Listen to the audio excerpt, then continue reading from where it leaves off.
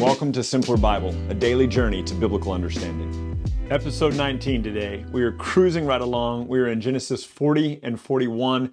We pick up where we left off, Joseph in prison. Joseph is in prison for something he did not do, and yet we see that God is taking care of Joseph and blessing him even in prison. So today we're talking about Joseph interprets. And so yesterday Joseph had some dreams. Today Joseph is interpreting those dreams, or some new dreams. Begin with me in Genesis 40, beginning in verse 1. Sometime after this, the cupbearer of the king of Egypt and his baker committed an offense. Let me pause here. A cupbearer is a food taster, if you will, for kings, for royalty. In case the king's going to be poisoned, the cupbearer is the one who puts the food into the king's hand. He samples it all first, makes sure it's okay. I don't know that I don't like to drink or eat after other people, so I would be like, no, I'm good. Thanks for tasting that for me. I'm okay. But anyway, that's what the cupbearer does. So let me begin again. Sometime after this, the cupbearer of the king of Egypt and his baker committed an offense against the Lord, the king of Egypt. Pharaoh was angry with his two officers, the chief cupbearer and the chief baker, and he put them in custody in the house of the captain of the guard in the prison where Joseph was confined. The captain of the guard appointed Joseph to be with them, and he attended to them. They continued for some time in custody. So Joseph, because he's in charge of everything, gets to be in charge of the king's servants even in jail. And so it says here in verse 5, one night they both dreamed, the cupbearer and the baker of the king of Egypt, who were confined in the prison, each his own dream, each with its own interpretation. When Joseph came to them in the morning, he could see that they were troubled. So he asked Pharaoh's officers who were with him in custody in the master's house, "Why are your faces so downcast today?" They said to him, "We have had dreams, and there is no one to interpret them." Joseph said, "Do not interpretations belong to God? Please tell them to me." So the chief cupbearer tells his dream to Joseph and said to him, "In my dream there was a vine in front of me, and on the vine there were 3 branches, and as soon as it budded, it blossomed, shot forth, and the clusters ripened into grapes. Pharaoh's cup was in my hand. I took the grapes, squeezed them into Pharaoh's cup, and placed the cup in Pharaoh's hand." Joseph goes, this is the interpretation. The 3 branches are 3 days. In 3 days, Pharaoh will lift up your head and restore you to your office, and you will place Pharaoh's cup in his hand as formerly, when you were his cupbearer. Great interpretation, right? Look at what Joseph says in verse 14. "Only remember me when it goes well with you. Please do me this kindness and mention me to Pharaoh and get me out of this house. For I was indeed stolen out of the land of the Hebrews, and here I have done nothing that they should put me into a pit." So the land of the Hebrews at this point is his family of about 70 people. "For I was indeed stolen out of the land of the Hebrews, and I've done nothing that they should put me in the pit." And this is comical to me. Maybe it shouldn't be. I have a very dark and twisted sense of humor sometimes. Verse 16 says, "When the chief baker saw that the interpretation was favorable, he said to Joseph, 'I also had a dream.'" So he hears the great report. In 3 days, the cupbearer is going to be back in Egypt serving the king. The chief baker goes, "Hey, I had a dream too." And he's excited about what Joseph's got to say about it. He goes, "I also had a dream, and there were 3 cake baskets on my head. And in the uppermost basket, there were all sorts of baked food for Pharaoh, but the birds were eating it out of the basket of my head." Joseph answered and said to him, "This is the interpretation. 3 baskets are 3 days. In 3 days, Pharaoh will lift up your head from off of you and hang you on a tree." That's probably the way it's used in the rest of the Bible, is being impaled on a pole. "And the birds will eat the flesh from you." I just can't get over this moment. It is one of I love the story of Joseph anyway, but I try to imagine this moment, and I know it's not like this. I know it's not. If you hear me preach on Sunday mornings, you'll hear me say that the Bible is kind of like a cartoon in my head. So I picture Joseph sitting there at some kind of rudimentary table in this prison with his coffee and his morning paper. He's working the crossword or whatever. In come these 2 guys. They look dejected. He's like, "Guys, what's wrong? You didn't sleep well?" They're like, "No, we had these weird dreams." And the cupbearer tells him his dream. And Joseph goes, "Oh, great news. In 3 days, your head will be lifted up. You'll be restored to your position. You'll be back in Pharaoh's house." Meanwhile, I kind of imagine the baker, he's over there getting his paltry meal together, and he's eating it. And he's like, "Hey, that's great news. I had a dream also. 3 baskets of bread on my head. The birds were eating the bread." Joseph goes, "Hey man, easy dream. In 3 days, your head will be lifted up from off of you, and you will be impaled on a pole, and the birds will eat your flesh." And I just think of the emotional kind of roller coaster that this moment must have been. They're both dejected, they don't understand their dreams.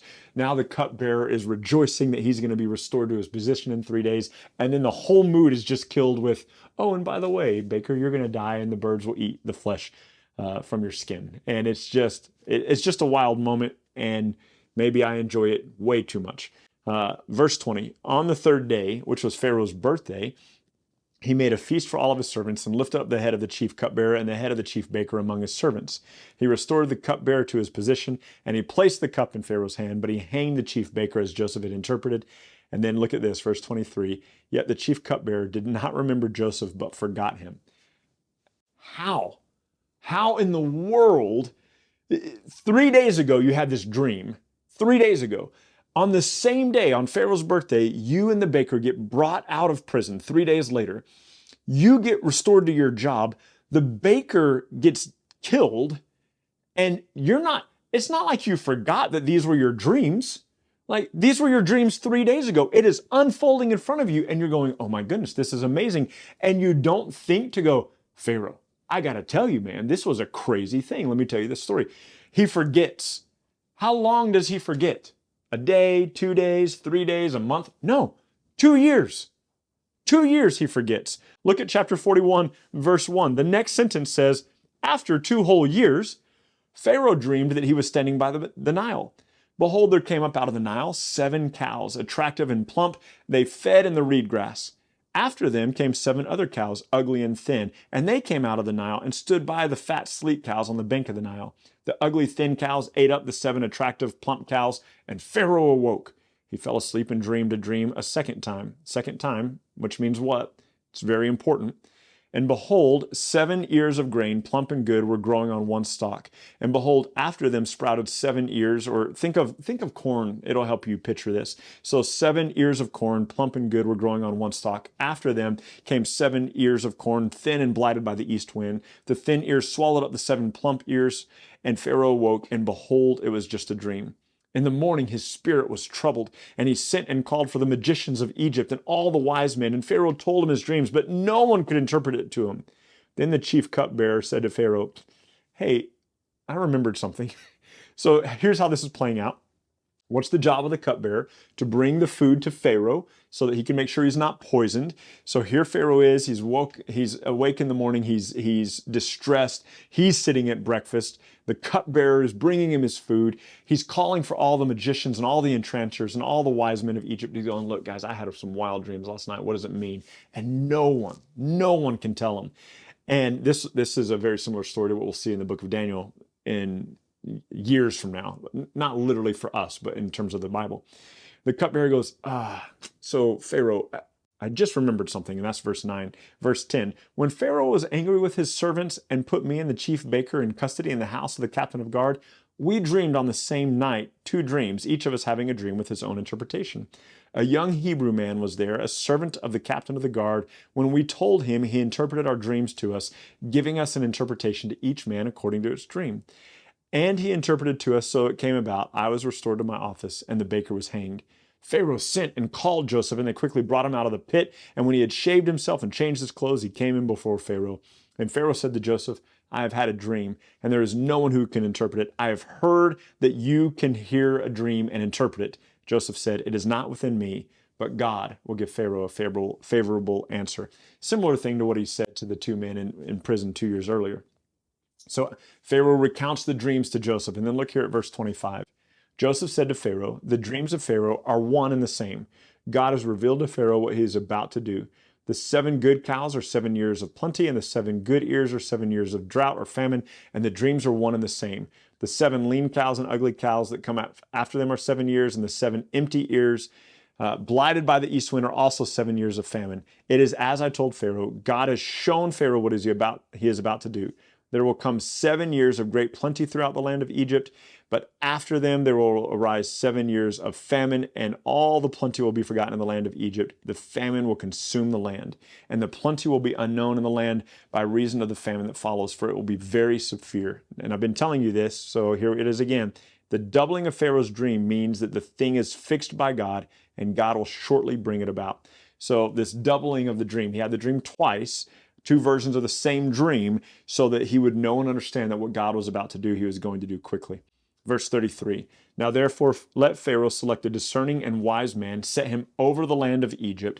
Let Pharaoh proceed to appoint overseers over the land and take 1/5 of the produce of the land of Egypt during the 7 plentiful years. Let them gather all the food of these good years that are coming and store up grain under the authority of Pharaoh for food in the cities, and let them keep it. The food shall be a reserve for the land against the 7 years of famine that are occur in the land of Egypt, so that the land will not perish throughout this time of famine. The proposal pleased Pharaoh and all of his servants. Pharaoh said to his servants, can we find a man like this in whom is the Spirit of God? Take note of that. In whom is the Spirit of God. In the Old Testament, most of the time, including guys as noble as Moses, it says the Spirit of God came on them, or the Spirit of God was on them. There are only a couple of places in the Old Testament where it says the Spirit of God was in someone. We see it here in Joseph. We see it also in Daniel. There's one or two other places. It's in contrast to the New Testament, where all of us who have put faith in Christ have the Spirit of God dwelling in us. And so this was a rare thing in these days. The Spirit of God would come on people and empower them for certain tasks, but the Spirit of God is in Joseph. Then Pharaoh said to Joseph, verse 39, since God has shown you all this, there is no one so discerning and wise as you are. You shall be over my house, and all of my people shall order themselves as you command. Only as regards the throne will I be greater than you. See, I have set you over the land of Egypt. So this is super cool. And Joseph at this point, we haven't gotten to it yet, but you'll see down in verse 46, Joseph is 30 at this point. You might remember in chapter 37, he was 17 when his brothers sold him into slavery. And so it's been 13 years since he was sold into slavery by his brothers. And so he's 30 years old now. He's risen to power in Egypt. And it really does matter because he was bought by Potiphar. So he was part of kind of the royalty. He was a servant in the house of someone who was royal, and he excelled there. So he didn't go to like a common prison. He went to a prison for the people of the king and that kind of stuff, which is why he's able to be there for the cupbearer and the baker, which is why he rises to power in the prison, and which is why he's able to now stand before Pharaoh. And so here he is 13 years later standing before Pharaoh, and he is given charge over everything in Egypt. Did you notice what happened? He goes into Potiphar's house and he becomes the greatest in Potiphar's house, only second to Potiphar himself. He goes into the jail and becomes second over the jail, and the jailer leaves all things in his charge. And now he comes to Pharaoh, and now he's second in command of Egypt, the whole nation, only second in regard to Pharaoh. Why does this matter? Well, as we're going to see in the coming days, this matters because God is putting Joseph in this place to protect the people of Israel, to protect the Hebrews. And Joseph is a forerunner, somebody that God sends ahead to protect the rest of the nation.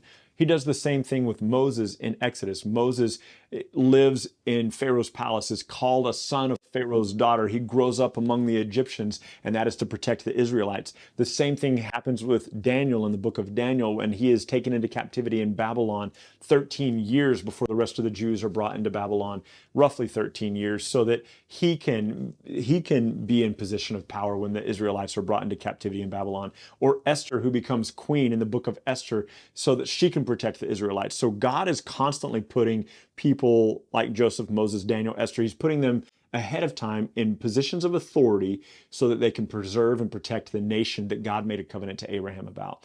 All of this is about God's promise. All of this is about God bringing about what he said that he would fulfill. So join me in verse 42 and let's finish up this chapter. Pharaoh took a signet ring from his hand, put it on Joseph's hand, clothed him in garments of fine linen, and put a gold chain about his neck. He made him ride in his second chariot, and they called out before him, bow the knee. So that people are bowing the knee to Joseph, and he set him over the land of Egypt. Moreover, Pharaoh said to Joseph, I am Pharaoh, and without your consent no one shall lift up hand or foot in all the land of Egypt. Pharaoh called Joseph's name Paneah, that's a long name, and gave him in marriage Asenath, the daughter of Potiphar, priest of On. So Joseph went out over the land of Egypt, and Joseph was 30 years old when he entered the service of Pharaoh. And so for 7 years of plenty, he gathers up all the food, puts it into storerooms so that there's so much, the Bible says in verse 49, it couldn't even be measured. Verse 50 says, before the year of famine came, 2 sons were born to Joseph and to his wife, Joseph called the firstborn Manasseh, for he said, God has made me to forget my hardship and all of my father's house. He called the second one Ephraim, for he says, God has made me fruitful in the land of my affliction. And the 7 years of plenty occurred, and they came to an end, and the 7 years of famine began. And there was food in the land of Egypt, and the rest of the world was destitute. Listen to these last few verses. When all of the land of Egypt was famished, the people cried out to Pharaoh for bread. Pharaoh said to all the Egyptians, go to Joseph and do whatever he says. So when the famine spread over the whole land, Joseph opened the storehouses and sold to the Egyptians, for the famine was severe in the land. Moreover, all the earth came to Joseph. This is foreshadowing. All the earth came to Joseph to buy grain because the famine was severe over the whole earth. And of course, if you know this story, you know that we are about to see Joseph's brothers again, because famine has struck even where they are living, and they are going to need some food. But we will pick up with that tomorrow. Thanks for listening and joining us, and we'll see you for day 20. Thank you so much for journeying with us today at Simpler Bible. Together, you and I have looked at another passage of Scripture and come to know the Bible a little bit better and enjoy God more fully. This video, along with all of our videos, can be found at simplerbible.com, where you can enjoy our Through the Bible in a Year course. You can also enjoy a wealth of resources, blog posts that take you a little bit deeper into the text, a Bible study format that you can use with your small groups or your family, and we're creating new content all the time, all with the commitment to help us be people who know and enjoy God more fully. Thank you so much for being part of it, and we can't wait to see you next time.